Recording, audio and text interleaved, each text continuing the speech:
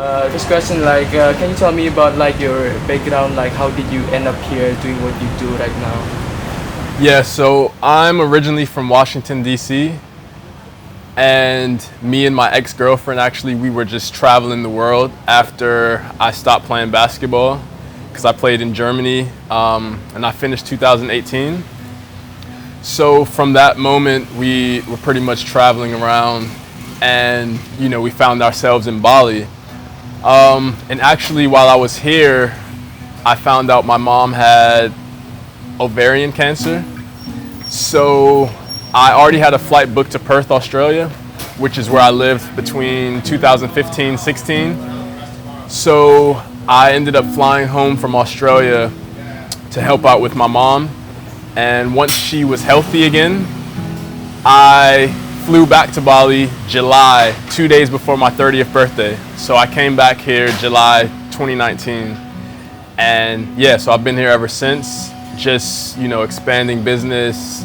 But more importantly, I wrote my first book. So I wanted to return to the energy here in Bali. So it's been great. Nice. Can you tell me more about your book? Like, what's you writing? Yeah, so the book is actually about love. So it essentially takes the reader through knowing their self, loving their self before actually wanting to step into a relationship, right? So the concept is that if you enter a relationship without loving yourself, how can you love someone else, And so from there, it just talks about how you can map out or explain to your partner, what your triggers are, maybe from past relationships, things that you don't like. So if you write these things down, it's easier for your partner to navigate throughout the relationship, right? So now there are no surprises and they know how to make space for your emotional well-being, right? And so it goes through emotional stimulation, mental stimulation, intellectual stimulation, and then physical and spiritual stimulation. And so there's 13 principles. And yeah, so I just actually finished the book last week. So now I'm in the editing phase where, I'm adding a little bit of things, and yeah, I'm happy with it. Sounds awesome book. Yeah. Did you start writing it when you were in Bali or like? I started writing it, so I actually broke up with my ex-girlfriend 5 days before Nyepi last year. And I started the book on Nyepi. So last year, it was actually, I was in Seminyak at the time, and it rained the whole day. And I was just sat, and because the relationship was 6 years, in that time I learned a lot. So I felt like what I learned from that experience, a lot of people were dealing with the same things. So I just wanted to internalize all of it and write it down, obviously first for myself, but then as a guide for other people. And so, yeah, I started it on Nyepi, and my goal was to finish it before this year's Nyepi, which I was lucky enough to do, fortunate enough to do. So, yeah, I'm pretty happy with it. I heard about Nyepi, the road is really quiet, no light and stuff. Like, when did you do it? But when did you start, and how was it? Yeah, so on Nyepi, you can't, you're not supposed to use electricity. You're meant to maybe fast, so not really eat and just be present. So for me, it was easier for me to sit with my thoughts, because I just left the relationship. So it was everything was fresh on my mind. So, I was just in my room on the desk, I lit a candle. I was just, using Palo Santo and just really, meditating, things like that. And then whatever was flowing out, I just let it out, So that's pretty much how it was. It was nothing really, I didn't plan to actually write the book, you know what I mean? It just kind of came to me. And so I opened the laptop and just started. Does that quiet and no electricity things help you to start what you do, writing a book? Yeah, exactly. And that's something that is true for all of us every day, right? So we know that the electromagnetic field from our phones, the Wi-Fi, the Bluetooth, it affects how we think, right? How we process things. So when you minimize those distractions or interferences, it's easier for you to tap in, you know? And I think there's a collective consciousness that we all can draw from. And when you have less distractions, it's easier for you to, you know, to draw from it. And so I felt that's the energy that I was in. So I really, I felt good about it. Nice. And so based on your story, like you really, because some people don't really want to be in Bali Nyepi, but like based on your story, you would love to do another Nyepi here, right? Yeah, I actually extended my stay here because when I came back to Bali, my goal was to spend 30 weeks in Bali to represent my 30th birthday. And so 30 weeks takes me until I think around 2 weeks from now, which would be, you know, the 3rd week of February. So we actually pushed it back so that we're leaving April 1st because Nyepi this year is March 25th. So yeah, I get to spend 2 Nyepi's in Bali, and the energy of Bali, that's something you really want to feel, you know, for me anyway, it's important. So yeah, I'm looking forward to the next one as well. Nice. About the Nyepi thing, yeah, because like some people don't really talk about it, but like, can you tell me a bit more, like what did you do or what you're planning to do? What did you do last Nyepi, and like what you're planning to do this Nyepi, and then like, does that help you finish your goal or, you know, going forward? Yeah, so last year I was only aware of it maybe 3 days before, right? Because I only just arrived in Bali. So obviously now, a year later, I know so much more. So to prepare, so last year it was only just sitting with my thoughts, have a journal, whatever happened, happened. You know, I would plan out maybe the next 3 months. But this year, I know the date, I know the energy that I'm gonna feel. So it's gonna be more about like charging my crystal, doing manifestation meditations. So it's gonna be, I guess, more intentional this year. Whereas last year I was more reactive, you know, so this year is more proactive approach where I'll actually prepare a week in advance, you know, because I'm already starting the 2nd book. So maybe on Nyepi this year, I haven't decided what I'm actually gonna do, but it's just gonna be something very intentional, you know. So yeah, it's gonna be maybe fasting, so not eating for 24 hours, just clearing my body, doing a detox the week before so that I'm able to draw more in from, you know, that collective consciousness. Yeah. So, okay, because like some people who's lived in Bali like for like years, sorry, they like tend to go away from Nyepi because they feel like you know, I don't have electricity, what am I gonna do, blah blah blah, and like that. And like can you like tell me more about like, to those people who maybe who never experienced Nyepi but like had the chance but they never do it, but like can you tell me more like they have to? Why they should do it? So the benefits again are that you, like you said, we're always connected, right? If you're always connected, then you're disconnected from yourself. And so this day gives you, you know, every year you have the chance, it's already in place for you to disconnect, you know. And so the same way our phones need charge, you know, as soon as we see the battery's low, what do we do naturally? We find the charger. Or if we don't have one, we ask someone. Our bodies are the same way, except we don't charge them, right? So Nyepi provides an opportunity to charge more than the average day because everything is disconnected, right? There's less electricity and more people are focused on just being present, right? No one's worrying about consuming anything, you know what I mean? So it's a time when you wanna ground, right? So the way we charge our bodies is by putting our bare foot on the earth, right? And so the negative ions are released through our soul, the sole of our feet, right? And then we feel the energy rise up through, from the earth.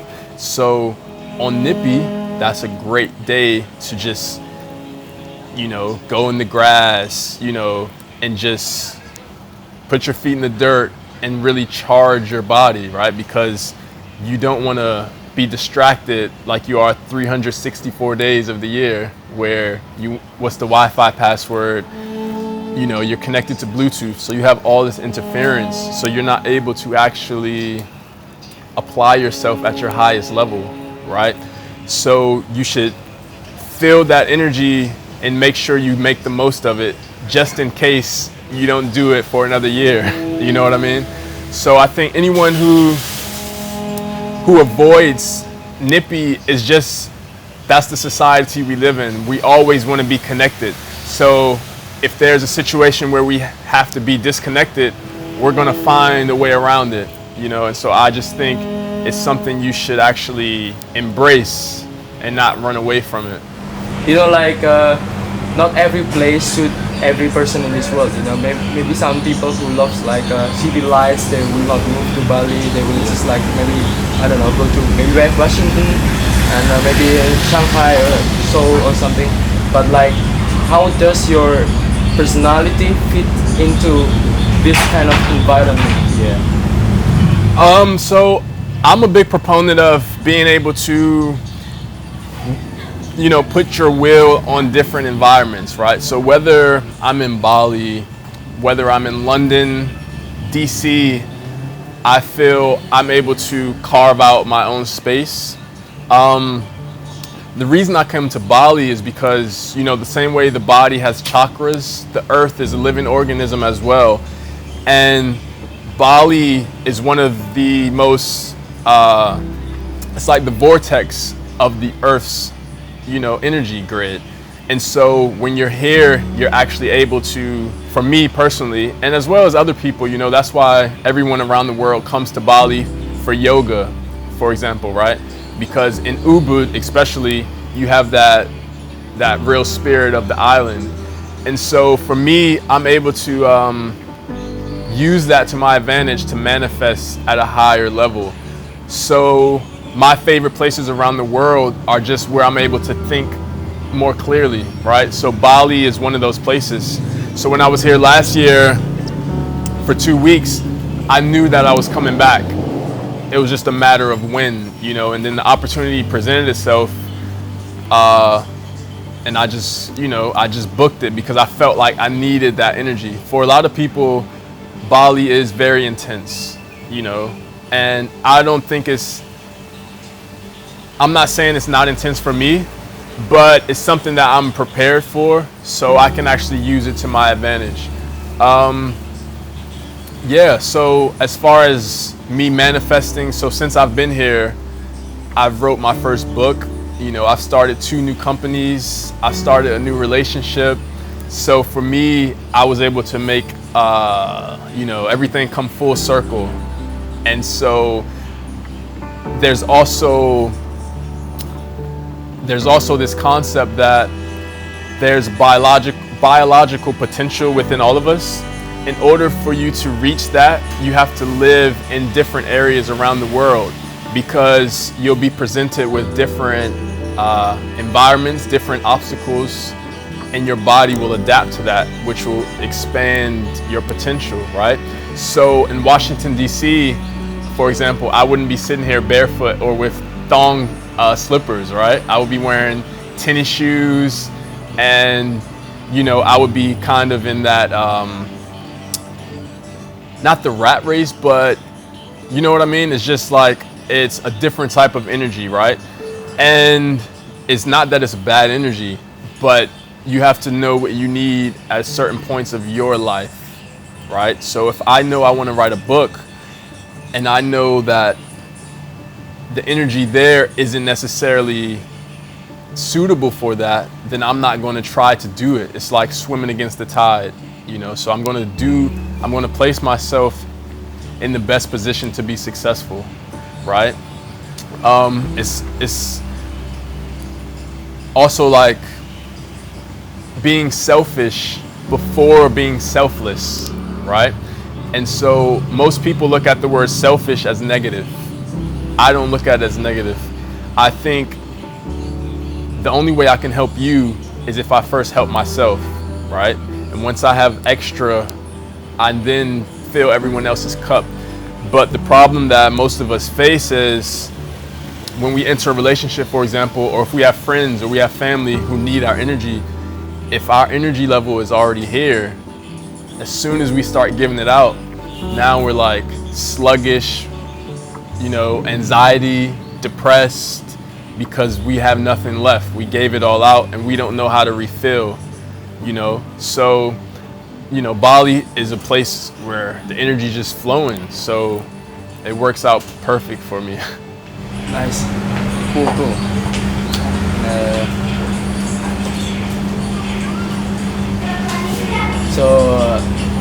Okay. The next question would be like, I know like you're writing book and starting new company and stuff like that. But like, what do you usually do like in your free time or not working and stuff like that? Yeah. So my free time, I like to learn. So I'm usually just reading books, reading articles, working out. I like to stay fit. So running on the beach every morning, getting into my routine of just working on myself. I think that's a good hobby to have because we always think, it has to be playing video games or watching movies. So I just kind of create different hobbies for myself that will always, get me reaching towards my goal ultimately. But, of course I enjoy watching films and things like that. But in the last 7 years, I've mostly lived without a television. So I'm not necessarily looking for that. Of course, sometimes I may have Netflix on the computer, but even that, I don't have a Netflix account at the moment. So I think reading right now is my biggest hobby that I do. Cool. Do you have like special place to do that, or just like in your room and like be quiet? Yeah, that's one thing when you're traveling, when you don't have your actual home, you just work with what you have. So my favorite place is just at my villa, just lounging in the hammock, just feeling the breeze and just enjoying the book, just putting myself in this different world. Okay, cool. This one I want to ask about like the first time you set foot here. You said like you knew that you would come back, yeah? But Yeah. like, what makes that that you would come back? Like Yeah. how it happened? So I think it has to do a lot with intuition. And so growing up, a lot of shows that I watched were travel channels. I watched the Travel Channel a lot. And so when I used to see places like Bali, Dubai, Singapore, I felt those were places I wanted to feel, right? Because I was gravitating towards those experiences. And so once I actually came here and it kind of confirmed or validated what I thought I would feel. So once I came in March, for 2 weeks, that's when I was like, okay, this is what I expected. I want to do more, so I'm going to come back. That's essentially what it was. I had the idea of writing my first book. Like that was in my mind. I said, Bali is a good place to do that, So I would say traveling the world, staying in places for 1 week to 2 weeks is kind of a way to scout out how you feel in that place. And if it doesn't really resonate with you, maybe you don't return. But if it does, maybe you want to spend a good 6, 7 to 9 months there to really maximize the potential. So that's what it was for me. Okay, nice. The last one is like, what's your like wish or hope about you and about Bali that can help you to achieve your your goals or your next destination of life or anything like that? I think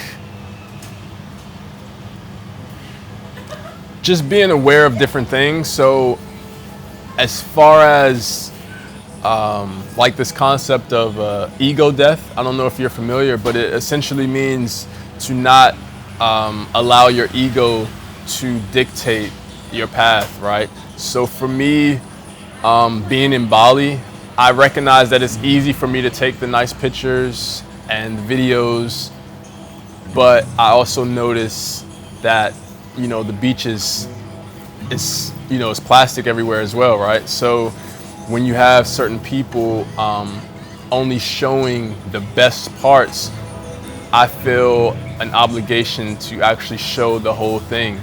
And I think that helps me in other parts of my life where it's just to not only focus on what you think other people want to see, but to actually show the full picture and do your part, right? So whenever me and Danny go to the beach, we always make sure we pick up plastic, right?